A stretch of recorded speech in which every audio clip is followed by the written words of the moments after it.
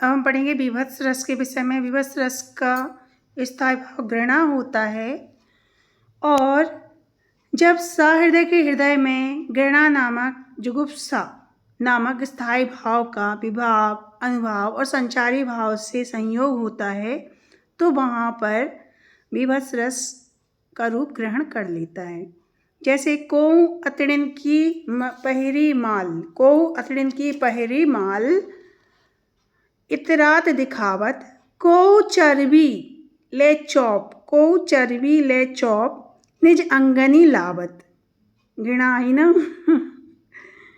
कोऊ मुंडनी ले मानी मोद कंदूक लो डारत, कोऊ रुंडनी पे बैठी करे जो फारी निकारत। सिर पर एक और उदाहरण देखिए, इसका अर्थ ये है कि इसमें स्थायी भाव क्या है? जुगुप्सा, घृणा। दूसरा आलम्बन क्या है? शमशान का दृश्य है यहाँ पर। और उद्दीपन है अंतड़ी की माला पहनना, चर्बी शरीर पर पोतना, नरमुंडों की गेंद की तरह उछालना, धड़ पर बैठकर कलेजा फाड़कर निकालना उद्दीपन विभाव है। संचारी भाव क्या है? निर्वेद ग्लानि और दीनता, ये संचारी भाव कहलागे। ठीक है।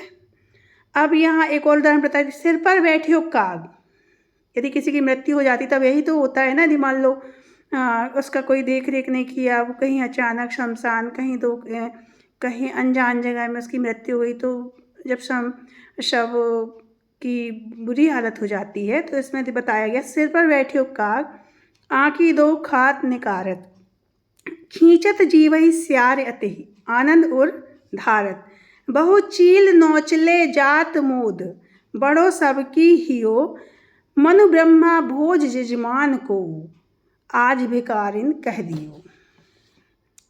तो ये रहता है कि जब हमें किसी घटना दृश्य को देखकर घृणा उत्पन्न हो, कि इसमें मतलब आपको घृणा उत्पन्न हो किसी घटना दृश्य को सुनकर देखकर, तो वहाँ पर बीभत्स रस होता है। उसका स्थायी भाव क्या है? घृणा जुगुप्सा।